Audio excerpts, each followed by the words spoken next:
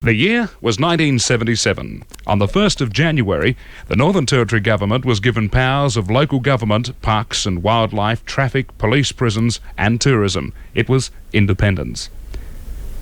The ALP formed the first Legislative Assembly opposition party, and 862 refugees and 24 boats arrived in Darwin after fleeing troubled Southeast Asia.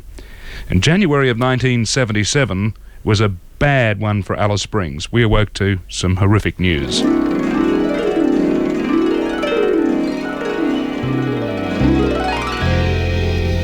People have been severely injured. Injuries. One of the first on the scene was the manager of local radio station 8HA, Philip Ebrow. Just after the fire brigade was attending the subsequent blaze, I was talking to one of the eyewitnesses, a man with quite a few years' experience with aircraft. He was working on a plane about 100 yards in front of the building, and he said that this aircraft passed over him at a height of 15 feet and was doing about 250 miles an hour and then just ploughed straight into the building.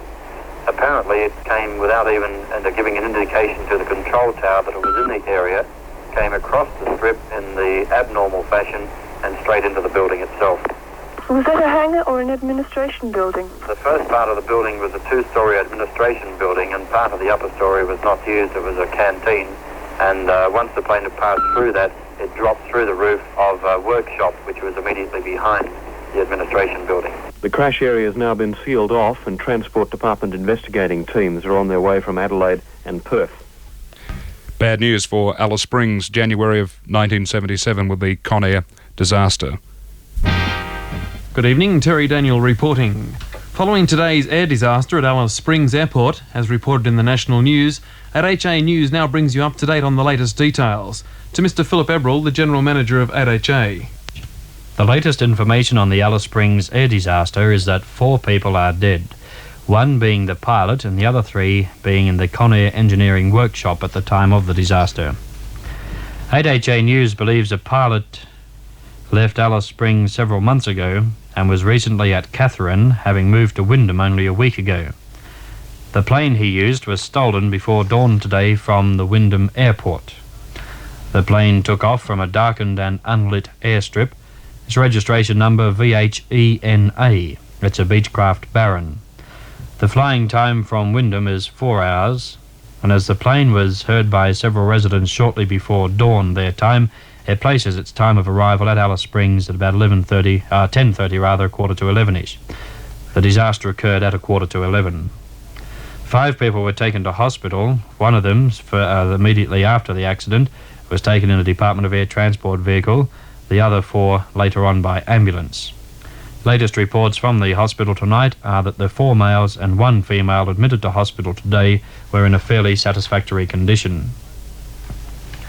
An eyewitness report to 8HA News states that the plane flew in at a normal height directly from the south. It then swooped down across the runway, and officials have confirmed that they had no radio contact with the aircraft.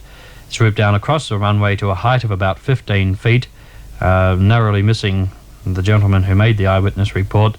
He was standing 100 yards from the hangar area which the plane struck. The plane itself actually struck the centre of the administration block on the top level, which is 1 story up. A disused canteen on one side and an office on the other.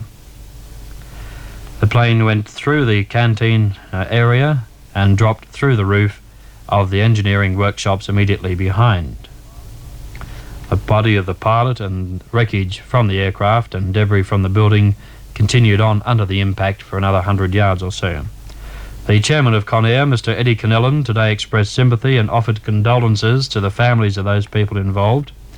No estimate of damage has yet been made. However, the engineering division and the operations division are both severely damaged. Now, after the pilot strike and the subsequent reassessment of Conair's operations, it is felt that the engineering area was of the utmost importance to the continuation of the company. But details on the future company operation are understandably not yet finalised, and speculation would not be warranted at this stage.